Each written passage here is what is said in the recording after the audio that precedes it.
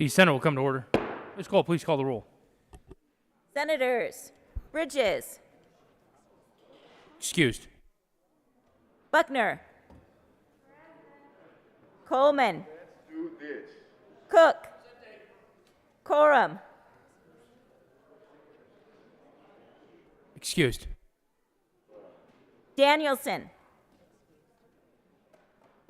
Excused. Donovan, Fenberg,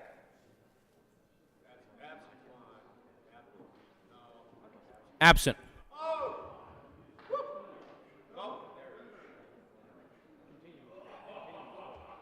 Fields, Gardner, Janal, Gonzalez, Hanson, Heisey, Holbert, Jaquez Lewis, Good morning.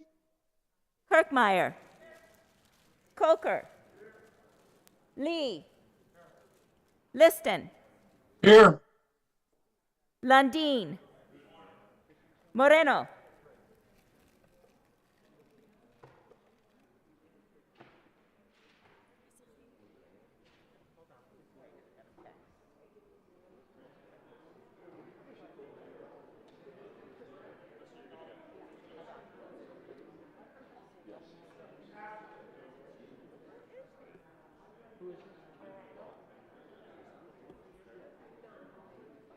Excused.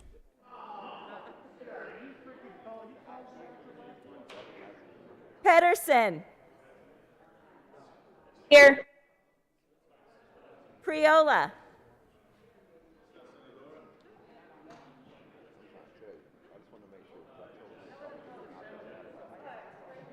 Excused. Rankin, Rodriguez, Scott, Here. Simpson, Smallwood,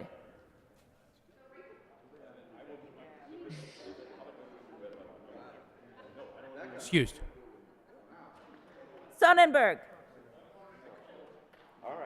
Story, Here. Winter, Excused. Woodward, Zenzinger,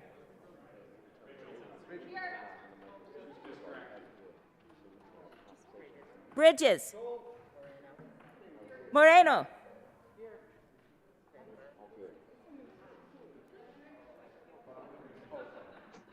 Fenberg, Mr. President, Here. With 30 present, 0 absent, and 5 excused, we have a quorum. Would the good senator from Arapahoe County please lead us in the Pledge of Allegiance?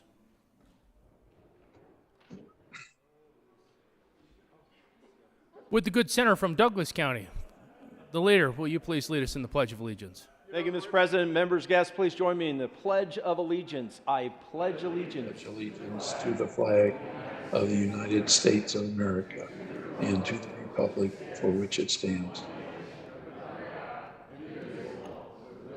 liberty and justice for all.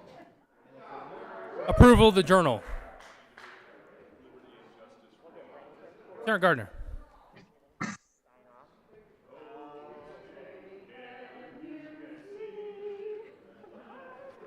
Senator Gardner. Thank you, Mr. President.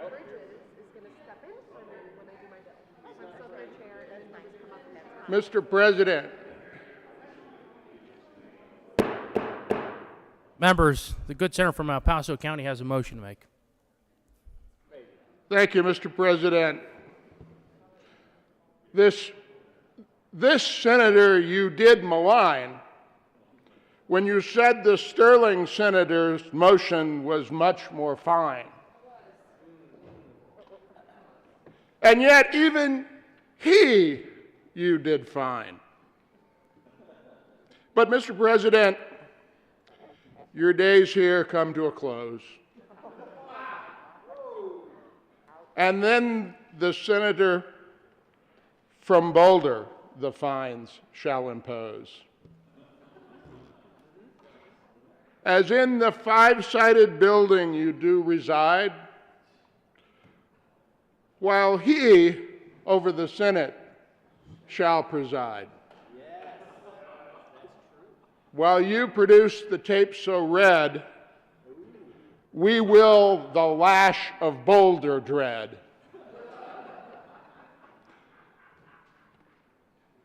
But, Mr. President, we will miss you clearly in this chamber we love so dearly.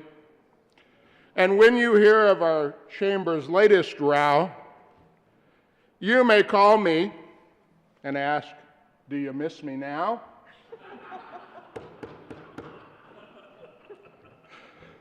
So for you, Mr. President, I make this last motion mostly as a good luck potion. A motion to the Journal approve of the day, the 10th of February, 2022, and as always, and rightly corrected by our faithful secretary. The good senator from El Paso County will be fined $10 but waived by the president who will pay it for those motions. You have heard the motion. You've heard the motion. All those in favor say aye. All those opposed, no. The ayes have it, and the motion is adopted.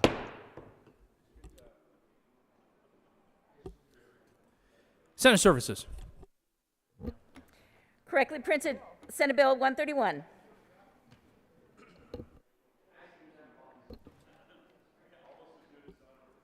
Committee reports.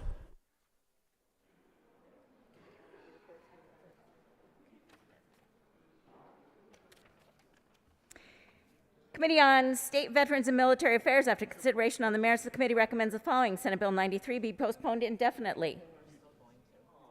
February 10, 2022, Committee on Education, after consideration on the merits, the committee recommends the following. Senate Bill 4 be amended as follows and as so amended be referred to the Committee on Appropriations with favorable recommendation. February 10, 2022, the Committee on Education, after careful consideration on the merits, the committee recommends the following. Senate Bill 54 be referred to the Committee of the Whole with favorable recommendation. February 10, 2022, after consideration on the merits, the committee recommends the following. Senate Bill 70 be amended as follows and as so amended be referred to the Committee on Appropriations with favorable recommendation. February 10, 2022, Mr. President, the Committee on Agriculture and Natural Resources had under consideration and has had on a hearing on the following appointments and recommends that the appointments be placed on the consent calendar and confirmed. Members of the State Board of Stock Inspection Commissioners for terms expiring May 1st, 2025, Lawrence Francis Bonds of Durango, Colorado, to serve as a representative of the non-confinement cattle industry appointed. Marguerite Parker of Firestone, Colorado, to serve as a representative with broad knowledge of Colorado livestock industry and shall represent commodity other than confinement and non-confinement cattle industries with the largest percentage of charged fees appointed. February 10, 2022, the Committee on Agriculture and Natural Resources has had under consideration and has had a hearing on the following appointments and recommends that the appointment be placed on the consent calendar and confirmed. Members of the Colorado Wildlife Habitat Stamp Committee for a term expiring December 31st, 2022.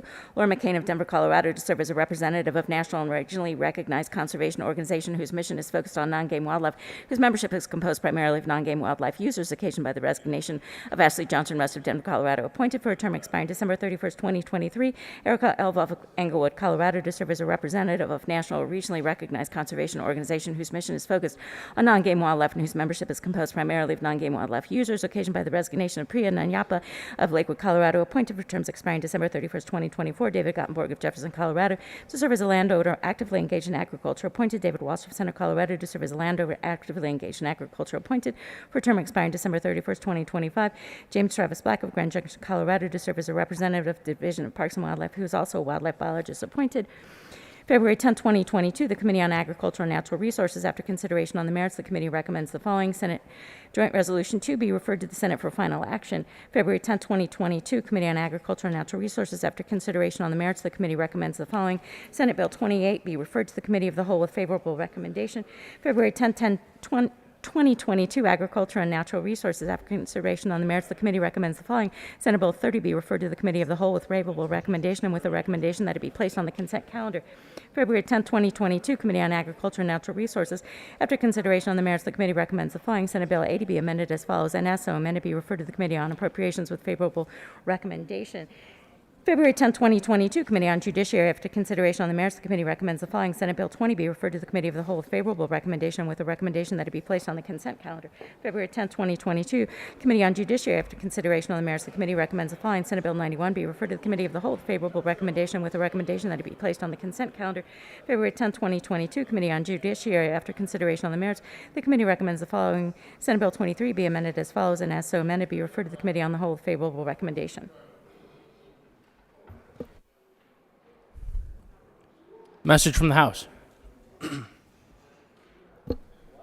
Mr. President, the House has passed on third reading and transmitted to the Reviser of Statutes House Bills 1170, 71, 72, 73, 74, 75, 76, 77, 78, 79, 80, 81, 82, 83, 84, 85, 86, 87, 88, 89, 90, 91, 92, 93, 94, 95. The House has passed on third reading and transmitted to the Reviser of Statutes House Bill 1196 and 1197, amended as printed in House Journal February 9, 2022.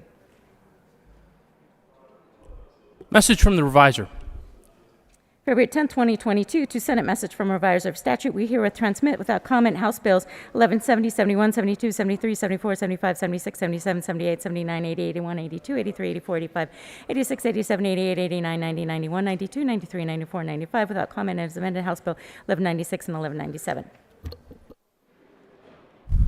General order, second reading of bills.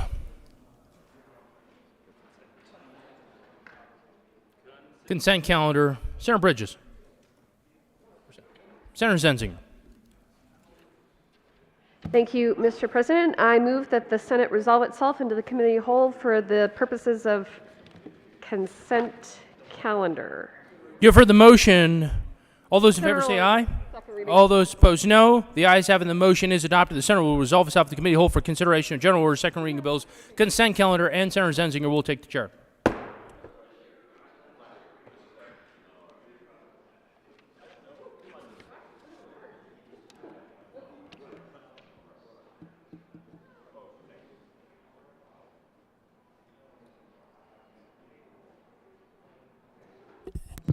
The committee will come to order and the court rule is relaxed. Will the clerk please read the title of all the bills on general order, second reading of bills, consent calendar? Senate Bill 14 by Senators Moreno, Representatives McKean and McLaughlin, concerning the administration of the Colorado Youth Advisory Council. Senate Bill 19 by Senators Winter, Representative Woodrow, concerning access to automatically suppress court records of eviction proceedings. Senate Bill 56 by Sonnenberg and Garcia, Representatives Young and Will, concerning authorizing the University of Northern Colorado to offer degrees in osteopathic medicine.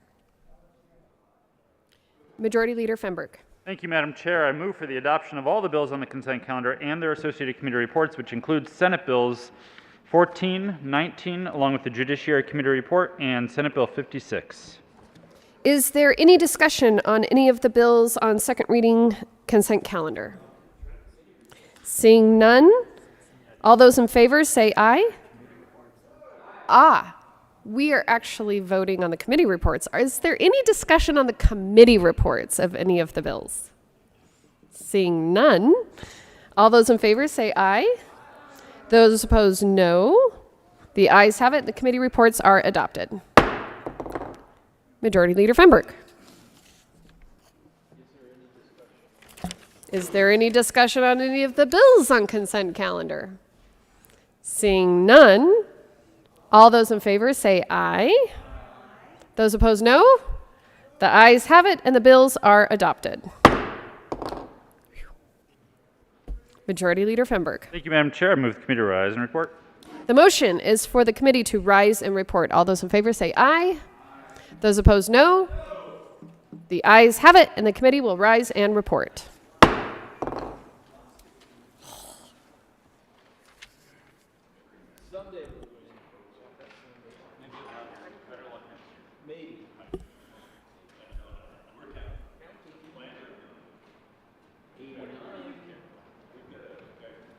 The Senate will come to order.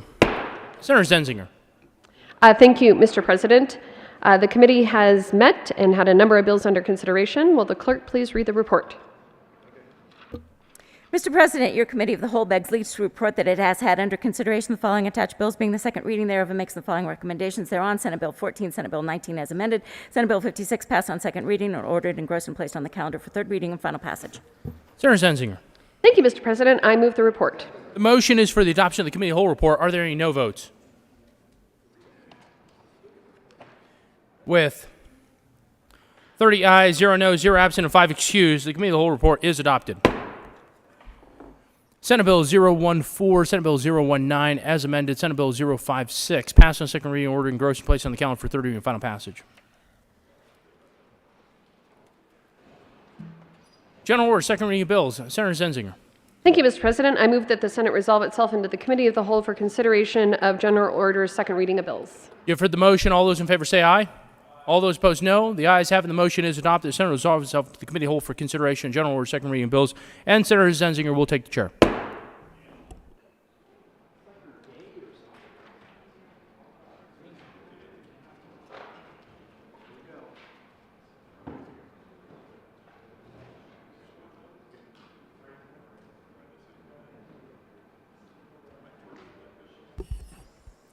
The committee will come to order and the court rule is relaxed. Will the clerk please read the title to Senate Bill 3? Senate Bill 3, Senators Buckner and Donovan, Representative Mullica and Exum, concerning permitting community college to offer a Bachelor of Science degree in nursing to certain students.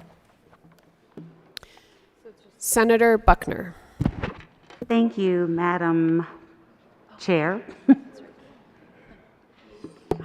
I move for the adoption of Senate Bill 3 and the committee report.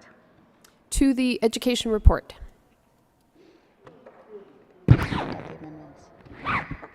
We, during the committee, we only had one amendment, and the amendment basically made two simple changes to this bill, and those were accepted.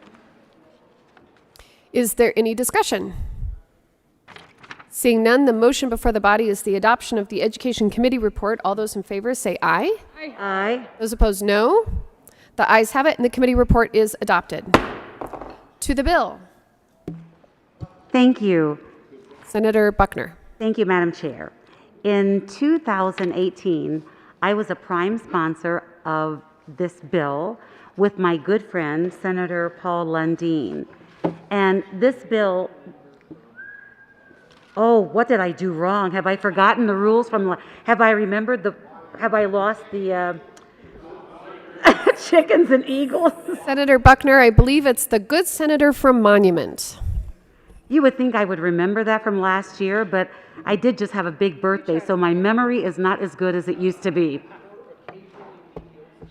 My apologies.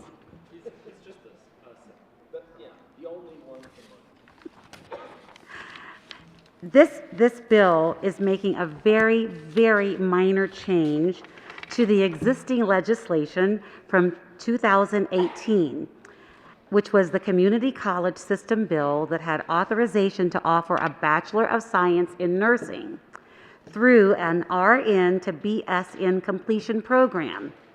This legislation inadvertently impacted students who had not yet received an associate degree from being able to access the BSN program.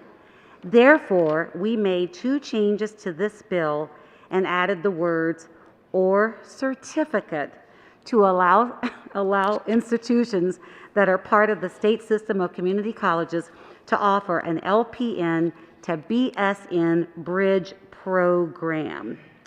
The intent of this legislation is to expand entry points for students to earn a BSN. And this effort has the support of the State Board for Community Colleges and Occupational Education, CCCS and its 13 colleges, and healthcare partners, Kaiser Permanente, Denver Health, Colorado Hospital Association.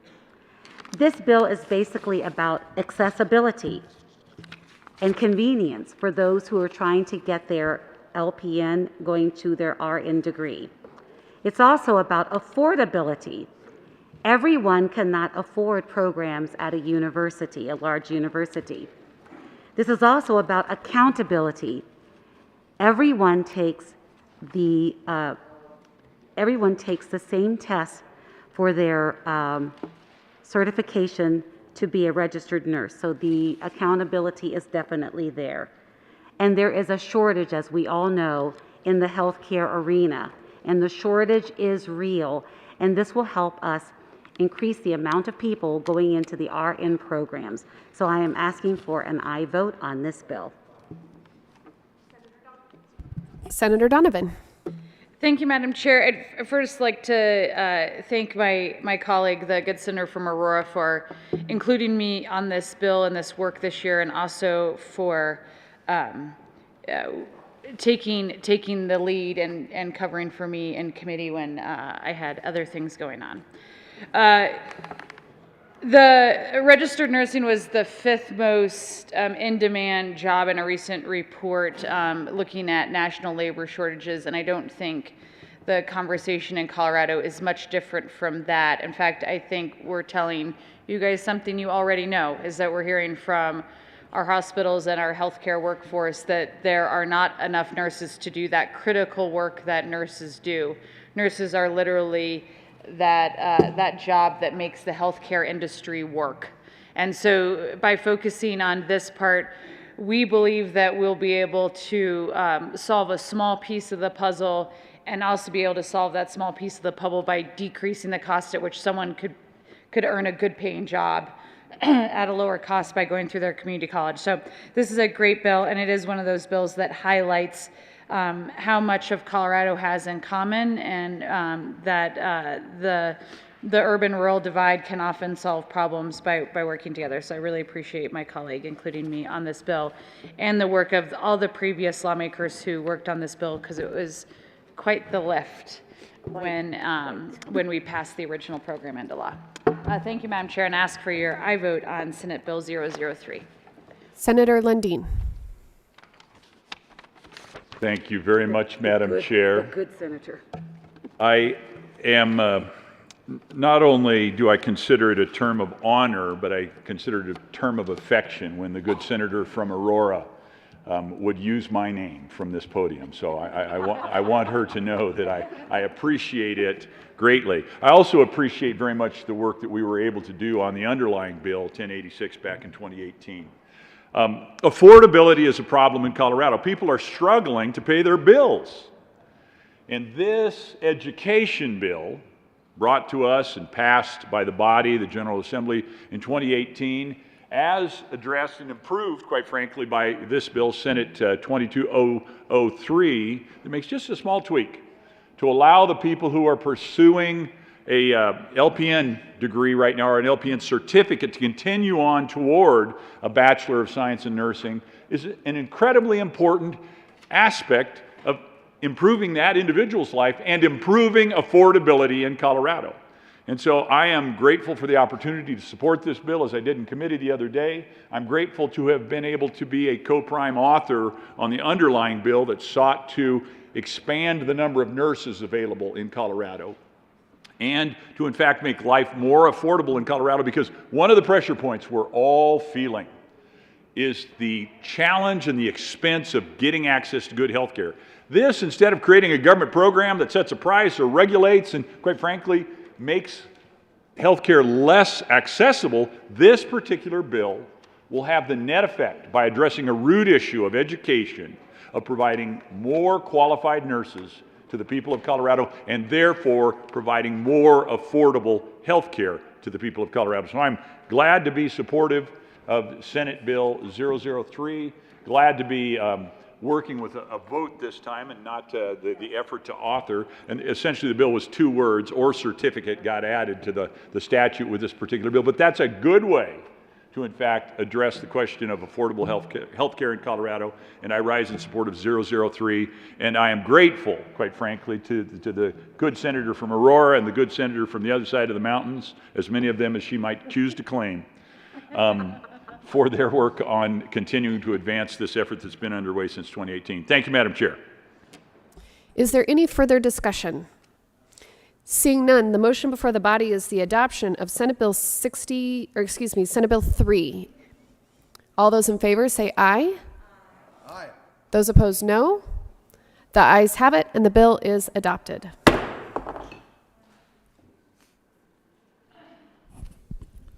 Will the clerk please read the title to Senate Bill 64? Senate Bill 64 by Senators Zenzinger and Rankin, represented as McKean and Kipp, concerning requirements for neighborhood youth organizations that provide services designed for the development of youth. Senator Zenzinger.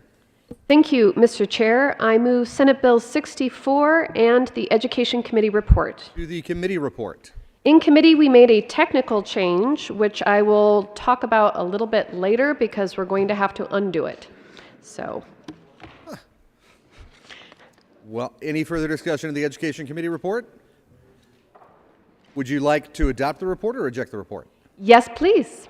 Or adopt or reject? Adopt? To adopt, please. All right, the question before us is the adoption of the Education Committee report. All those in favor say aye. Opposed, no. The aye has it, and that report is adopted. To the bill, will the clerk please read amendment? There is an amendment at the desk. Will the clerk please read L003? Oh, nope. Just kidding. There is another amendment at the desk that will precede a potential future amendment L003. Will the clerk instead please read L002? L002, amend the Education Committee report dated Senator Zenzinger. Thank you, Mr. Chair. So in committee, we had to add a technical correction to the definition to make sure that our definitions were aligned. But during committee, we discovered that it was somewhat awkwardly phrased and it was missing a comma. Upon reflection, we decided that there was probably a better way to phrase it entirely. And so this amendment, what it does is it amends the committee report, which is why we needed to adopt it earlier, and in order to insert the words kindergarten. And then we also are proposing that we amend the printed bill on page 3, line 13. Any further discussion of L002? Seeing none, the question, comma, before us, comma, is the adoption of L002. All those in favor, say aye. Aye. All those opposed, comma, say no. Ayes have it, and that amendment is adopted. There is another amendment at the desk. Will the clerk please read L003? Thank you. I move L003. Thank you, Senator Rankin. Would you please describe L003? During the discussions on this bill, the issue came up that we need to protect the information that's being collected. The bill asks that these out-of-school organizations actually set up a database and collect more information as a part of the movement toward a better licensing situation for the organizations. But our discussions went around, how will that information be protected? We've done a lot of discussion in this chamber about personally identifiable information, and several bills have been discussed and passed. And so in response to that concern, which was raised during the discussion, we offer L003, which what L003 does is go back to the CRS, which is a result of previous discussions and bills, take that information on protecting PII and insert it into this bill. So it's some very detailed and the guidance is very good for how to protect data, so it was convenient to just take existing law and insert it into this bill. So that's what we've done. Ask for a yes vote. Is there any further discussion of L003? Seeing none, the question before us is the adoption of L003. All those in favor say aye. Aye. Opposed, no. The ayes have it, and that amendment is adopted. To the bill, Senator Zenzinger. Thank you, Mr. Chair. So, members, this bill is about neighborhood youth organizations, and it's updating the licensing requirements around it so that we can better capture the high-quality programming that occurs in these out-of-school time settings. And we ask for an aye vote. Is there any further discussion? Seeing none, the question before us is the adoption of Senate Bill 64. All those in favor say aye. Opposed, no. Go back to the ayes have it, and that bill is adopted.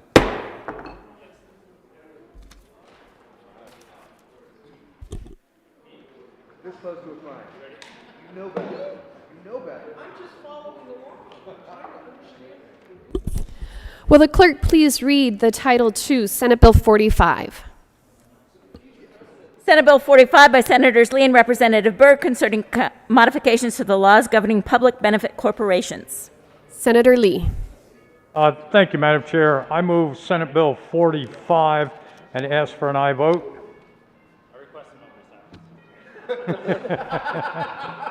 We were going to take a senatorial 5.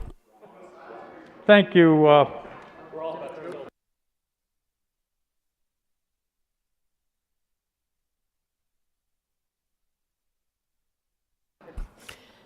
My apologies, Senator Lee. We accidentally, and by we I mean me, accidentally set off the chimes during the middle of your bill. So it is an important bill, and I do believe it was heralding everybody's attention. So continue, Senator Lee. Well, thank you, Madam Chair, and I appreciate the august introduction of this bill. It's appropriate to the importance of it. Colleagues, this is a bill to make some modifications in the public benefit corporation statute. Colorado was one of the first states following Delaware to enact a public benefit corporation. And just by way of explanation, there are two types of corporations generally. There are profit corporations and nonprofit corporations. And public benefit corporations are basically a hybrid of the two.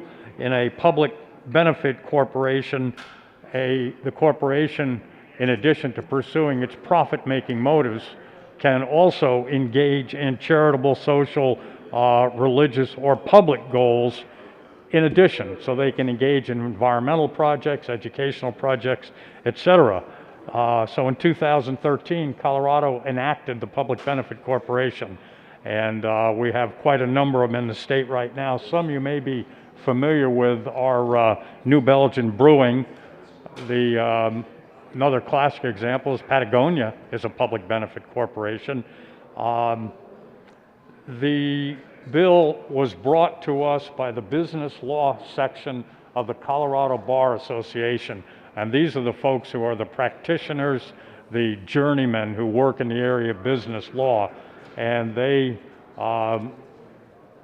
typically come to the legislature to make changes in statutes based upon the practices and policies and procedures that have taken place as it's operated. So they came to us this year and asked that we make 4 changes in the law: eliminate the requirement for 2/3 approval to go to a majority approval to convert a corporation to a public benefit corporation, to eliminate appraisal rights for minority shareholders, to clarify some conflict of interest provisions, and to require the board of directors to balance the pecuniary interests of shareholders with the best interests of those materially affected by the corporation's conduct. And the third component is the public benefit that the corporation pursues. So this bill is consistent with practices that are operating in other states. It follows the recommendations of the business law section. I ask for an aye vote on the bill. Is there any further discussion on Senate Bill 45? Senator Woodward.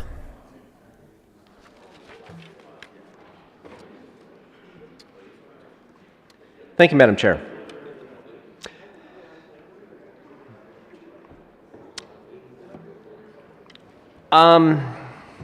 There's one point on this bill that I completely agree with the good senator from Colorado Springs.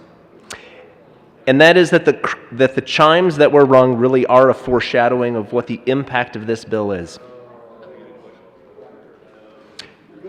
Our country was based on rule of law. And here we're seeing a chance. Here's what democracy, pure unbridled democracy, can look like. And that is the fact that a 51% shareholder can now crush the rights of a minority shareholder. So this bill specifically takes away any dissenting rights that you have as a minority shareholder. So if you let's say you are an investor, a small investor in a company that's controlled by someone who just completely wants to change the direction of the company or the purpose of the company. That one big shareholder who happens to own 51% can flick you to the side, say, I don't care about your investment, I can behave however I want, and you have no right to come back after me, because this bill also protects the board of directors for taking actions that are perhaps not in the best interest of that shareholder when he took his original interest. So I believe the chimes really were a foreshadowing of what we're going to see to those minority shareholder rights, and I would urge a no vote on this bill. Senator Lee. Thank you, Madam Chair. I appreciate the input and discussions I've had with the good senator from Loveland, but I respectfully disagree with his conclusions. This does not crush the rights of minority shareholders. They're still free to sell their shares. What the bill does not require is that the corporation buy them out, and they're free to sell them on the public market.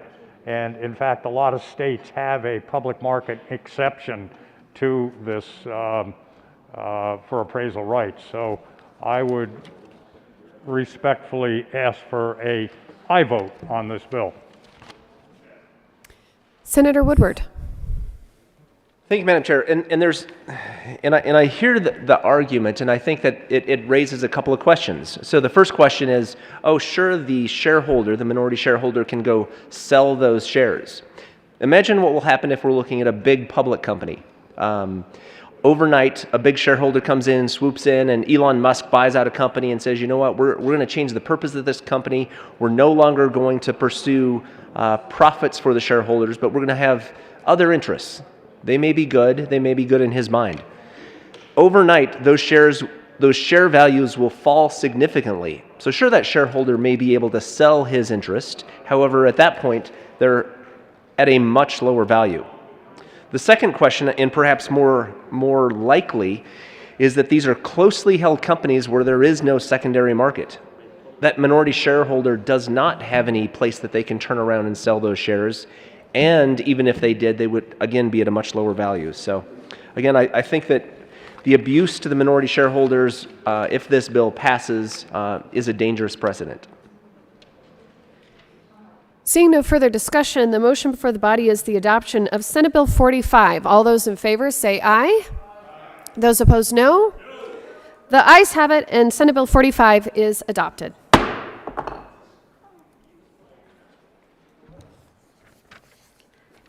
Majority Leader Fenberg. Thank you, Madam Chair. I move the committee rise and report. The motion before the body is to rise and report. All those in favor say aye. Those opposed, no. The ayes have it, and the committee will rise and report.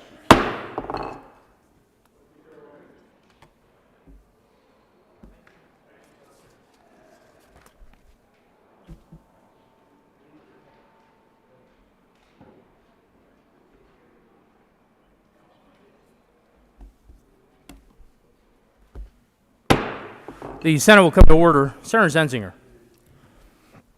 Thank you, Mr. President. The committee has met and had a number of bills under consideration. Will the clerk please read the report? Mr. President, your committee of the whole begs leave to report that it has had under consideration the following attached bills, being the second reading thereof, and makes the following recommendations thereon. Senate Bill 3 is amended. Senate Bill 64 is amended. Senate Bill 45 passed on second reading, ordered, engrossed, and placed on the calendar for third reading and final passage. Senator Zenzinger. Thank you, Mr. President. I move the report. The motion is for the adoption of the committee of the whole report. Are there any no votes? With a vote of 30 ayes, 0 noes, 0 absent, and 5 excused, committee of the whole report is adopted. Senate Bill 003 as amended, Senate Bill 064 as amended, Senate Bill 045 passed on second reading, ordered, engrossed, and placed on the calendar for third reading and final passage. Consideration of resolutions. Will the clerk please read the title to House Joint Resolution 1005? House Joint Resolution 1005 by Representatives Harridan, Judah, and Senators Buckner and Coleman concerning recognizing February 1st, 2022 as Barney Ford Day. Senator Coleman. Thank you, Mr. President. I move House Joint Resolution 1005 and ask to be read at length. Will the clerk please read House Joint Resolution 1005 at length? House Joint Resolution 1005, Representatives Harrod and Judah, Senators Buckner and Coleman, concerning recognizing February 1st, 2022 as Barney Ford Day. Whereas the state of Colorado celebrates Black leaders and their accomplishments during Black History Month, and whereas Barney Ford was born enslaved 200 years ago in 1822, escaped at age 26, and wrote to his enslaver, "If I can do better by myself than I can with you, I feel that I am at liberty to do so, for this is common to all free men." And whereas Barney Ford was one of the first 50 African Americans to arrive in Denver in 1860 and was soon called the King of Restaurateurs, and whereas Barney Ford suffered several significant business losses due to the Great Denver Fire, bankruptcy, and financial ruin, yet remained undeterred in his pursuits. And whereas Barney Ford was the first African American Coloradan to serve on a grand jury, and he was nominated to the territorial legislature in 1873, and whereas Barney Ford was one of the territory's Black leaders who petitioned for universal suffrage in the state constitution, and whereas Barney Ford impacted not just Colorado, but the nation with his far-reaching influence and pioneering efforts for Black civil rights, and whereas a stained glass portrait of Barney Ford hangs in the Colorado House of Representatives chambers in honor of his impact, and whereas Barney Ford's legacy remains important today as Colorado citizens take stock of where racism persists, and his legacy gives visibility to the people and organizations creating change, now therefore, be it resolved by the House of Representatives of the 73rd General Assembly of the State of Colorado, the Senate concurring herein, that we, the members of the Colorado General Assembly, recognize and applaud the contributions of Barney Ford to the great state of Colorado, and recognize February 1st, 2022 as Barney Ford Day. Senator Coleman. Thank you, Mr. President. Members, please feel free to take your seats. You know, we're blessed to serve in this chamber, and as we look around, we see beautiful stained glass portraits of those who've come before us and served and made huge impacts. And there's only one stained glass portrait in the House chamber. And as we look up across the way at Mr. Barney Ford's portrait, I hope that we can appreciate all that he was and who he may have wished for us to be. Perhaps he'd want us to become savvy entrepreneurs with hotels and restaurants and barbershops bearing our names. Maybe he'd revel in our dedication to civic duty and applaud our pursuits for elected leadership. He very likely hoped his legacy would inspire us to become activists, fearlessly advocating for our rights, for our freedoms, for our dreams. But if you ask me what his legacy is, I would share simply one word: service. Barney's birth was rooted in trauma, yet Barney's life was rooted in service. Yes, he was a successful businessman, but he used his wealth to provide slaves with money, food, and housing after they escaped. He was a civic leader, but he used his learnings to open not only Denver's first adult education program, where Black people too could learn the principles of democracy, but also elementary schools where Black children did not have to teach themselves to read and write, just as he was forced to. And as a prominent Black civil rights leader, he used his standing in society to shield others and lobby for the rights of all people, especially people of color. As his mother, Phoebe, a Black slave, always told him he should, Mr. Barney Ford gave his life earnings and lessons to his fellow people. That very legacy continues to serve us all, and may we honor it with the induction of Barney Ford Day. Thank you, members, for your support. Senator Buckner. Thank you, Mr. President. Barney Ford was ahead of his time. When you look at what he accomplished so many years ago, it's really a proof of his resilience and his determination to make everyone realize that no matter what your color, you can achieve what you want to achieve. He was a proponent of education and everyone in the Five Points area knows how important he was to the development of businesses in that area. He was ahead of his time. So thank you so much for listening to us today. I have so few words after this beautiful introduction you gave, but thank you for letting us honor Barney Ford. Further discussion. Senator Fields.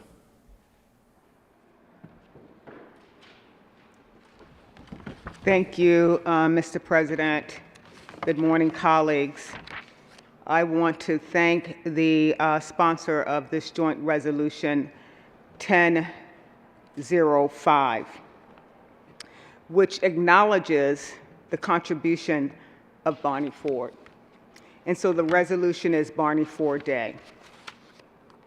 And when I think about the contributions and the accomplishments, they're so well proven and documented over the course of time, but far too often I don't think that we take enough time to honor the shoulders that we stand on.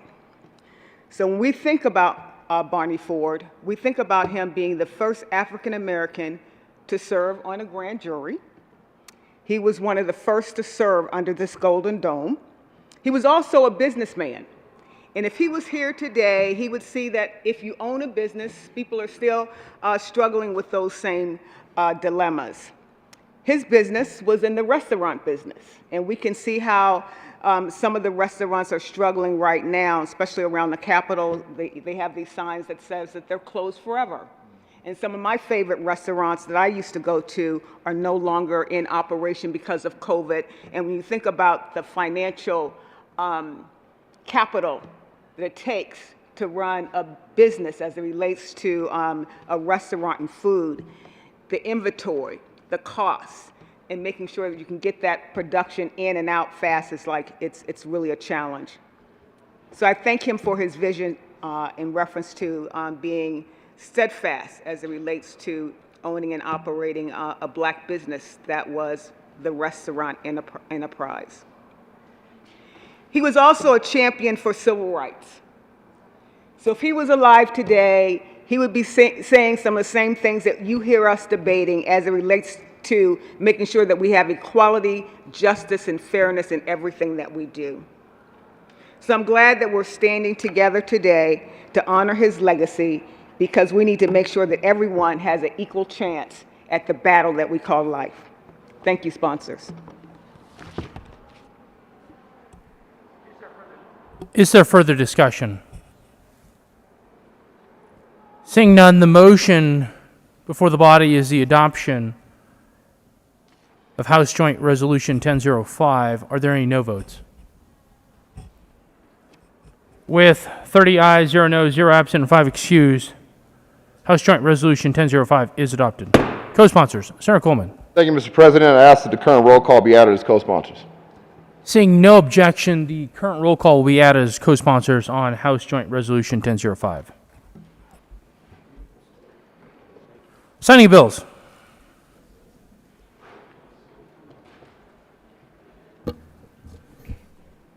The President has signed House Joint Resolution 1006, 1007, 1008, 1009, 1010, 1011, 1012, 1013, 1014. Senator General.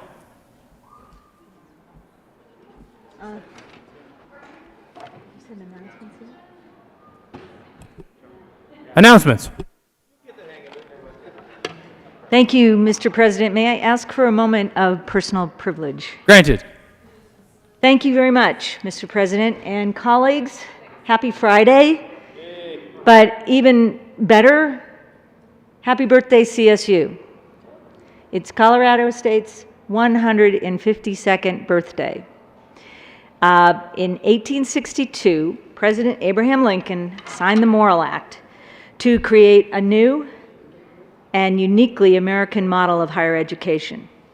Many of you probably are graduates of a land-grant university. They're dedicated to promoting the liberal and the practical education of industrial classes. Today, February 11th, 2022, is our state's land-grant university, Colorado State University, celebrating its 152nd years of providing life-changing education, world-leading research, especially in veterinary medicine, and exceptional service to the people of Colorado. I received all three of my degrees from different land-grant universities, and I earned a doctorate from Colorado State University from the College of Veterinary Medicine, of which I am extremely proud and honored to be standing up here giving this tribute to CSU's birthday and the Morrill Act. The Colorado State University system may have started as one educational area in Fort Collins, the CSU campus in Fort Collins. But there's also the Colorado State University of Pueblo, founded in 1933, which is a regionally focused comprehensive university and federally designated Hispanic serving institution, as well as Colorado State University Global, that was founded in 2007, and I'm proud to say it was the nation's first fully online public university, the first online university. Together, CSU campuses educate nearly 60,000 new and returning undergraduates and graduate students every year, with a strong track record of student success and affordability, including access for first-generation students and military veterans. CSU is a significant contributor to the state's talent pipeline, with 1 in 25 Colorado workers holding a CSU degree and graduates applying their education as leaders in their industries and communities around the world. In fact, I know in this body, in this General Assembly, we have a number of CSU graduates. Colorado State has an active home in every Colorado county through Extension and the Colorado State Forest Service, the agricultural experiment stations, and regional hub campuses. This year, the university opened a new public-facing campus in Denver, and I'm sure and hopefully you have visited it over the stock show time frame, but if you haven't, it's still there. It's CSU Spur, which focuses on outreach, research, and services for the public, and it connects K through 12 students with professionals in animal and human health, in food and in water, and to inspire and to educate our next generation of students. Please join me today in congratulating Colorado State University and celebrating 152 years of President Lincoln's vision and the university's staunch commitment to education, equity, to access, and opportunity. In your mailboxes, you'll find some mementos from CSU in celebration of these 152 years. And I'm proud to introduce our Chancellor joining us in the back. Chancellor and former president of CSU in Fort Collins is Dr. Tony Frank.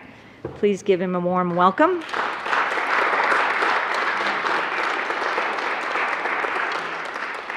Thank you all for being here, and thank you for being here with us, Dr. Frank, today for this very important day for land-grant colleges and particularly for Colorado State University. Thank you. Further announcements. Senator Sonnenberg. Thank you, Mr. President. I ask for a moment of personal privilege. Granted. Thank you. I would like to actually pile on, if I can, in such a way. Those of us in agriculture utilize what land-grant universities provide on a daily basis. Those 4-H kids that were here a couple of weeks ago, that program is run through their extension services through that land-grant university. They do so many things outside of what a normal university does that we often don't recognize. So I am here just to add a little bit, knowing that I'm the one keeping you from hitting the road on the way home. to help say thank you to Chancellor Tony Frank, all of the folks at CSU, including Extension, including all the different aspects they do to help me in my industry, my neighbors in their industry, and quite frankly, our communities with the needs they need for rural engagement. Dr. Frank, thank you. Senator Phillips. Thank you, Mr. President. I would like to request a moment of personal privilege. Granted. You know, I cannot be silent when I know that there's going to be a word that talks about Colorado State University. And when I see at the time my kids was at CSU, Dr. Frank was the president. Now, as you know, he's the chancellor. And I want to let you all know that there's something very, very special about Colorado State University. What's special about Colorado State University is they care about their students. They want to make sure that they're shaping students to take their place in our society tomorrow. And there's so many refreshing opportunities for them to do that. You heard my colleague mention how they have extensions around the state. So if you are a non-traditional student, or you're in the workplace, or you're a mom who's left the workplace and you want to come back and to earn some additional upskilling qualifications, you can do that through CSU Extension Program, or you can go to the campus in Fort Collins. As you all know, both of my kids graduated from Colorado State University. And as a parent, I don't know how those faculty did it, but somehow they gave them the ability to be critical thinkers. They gave them the skills to be able to be articulate as it relates to being able to explain their thoughts and ideas. So I attribute who they are and what they have become based on the things that they've learned at Colorado State University in Fort Collins. So thank you, Dr. Frank, for being here. I really respect and admire the work of all of your faculty and staff. Not on CSU, but not in personal privilege. Further discussion. Announcements.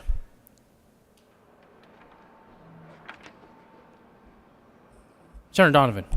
Mr. President, a moment of personal privilege for an Olympic update. Granted. Thank you. I'll make it quick. But I've missed a couple days, but want to tell you about the incredible stuff that Colorado is doing over in the Olympics. It was really exciting last night, or our last night, early Friday morning in China, to see Michaela Schifrin get back up on the snow after her incredibly hard to watch disqualification from the event that she was likely going to ski away with the gold. She's the best in the world in this event, but she skied out, which she hasn't done, I think, in 4 years to ski out the Olympics. But she got 9th in the Super G last night, an event that she has never skied at in the Olympics. Showed up to race the Super G, which is a speed event, which is not her specialty, and got 9th.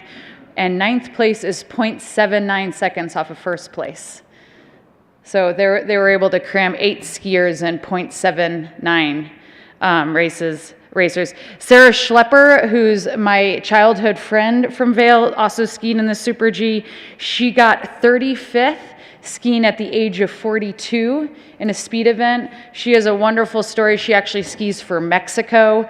Her first Olympics were with the United States. She fell in love with a guy from Mexico, now skis for Mexico and is starting a women's ski program there. So she got 35th in the Super G. Kai Owens, another kid from Vail, in her Olympic debut, she got 10th. I love Olympic stories. She had such a serious eye injury that she acquired. This is bumps and jumps. It's what our good friend Senator Matt Jones used to do, freestyle skiing. She had such a serious eye injury that she couldn't even do the training. She had to opt out of training to take care of her eye. She qualified with only being able to see out of one eye, was able to qualify the finals and got 10th. An American did take the gold in that event. And then watch for one of my former students, Faye Galini, who is in the mixed snowboard cross. I think that's today. This is her 4th Olympic. She's never got, she's just been off the podium, so she's chasing a medal for the first time.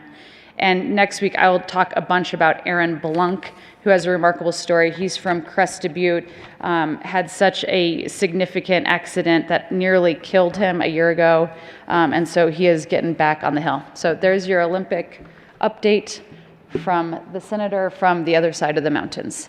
And during the Olympics, I claim all of the mountains. Announcements. Mr. Majority Leader.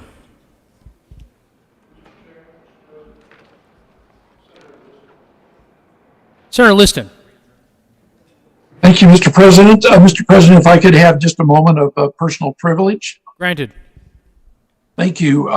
I too would like to pay my my respects and a real shout out to Colorado State University.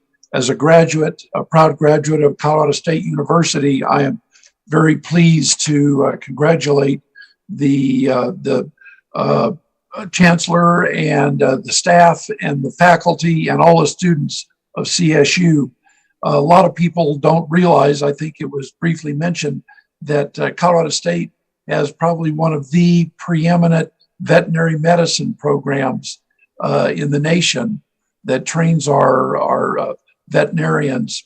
But also, as Senator Sonnenberg said, it has one of the best agricultural programs, a great business school, of which I'm a graduate of the business school, and it's also very well known for its engineering programs. So I'm very honored and pleased to give a shout out to the 152nd anniversary of Colorado State University. Go Rams. Thank you very much. Mr. Majority Leader. Thank you, Mr. President. We do have some bills to read across the desk. You do not need to be here. So feel free to get out of here and enjoy your weekend. Mr. President, I move that the Senate recess until 10:30 a.m.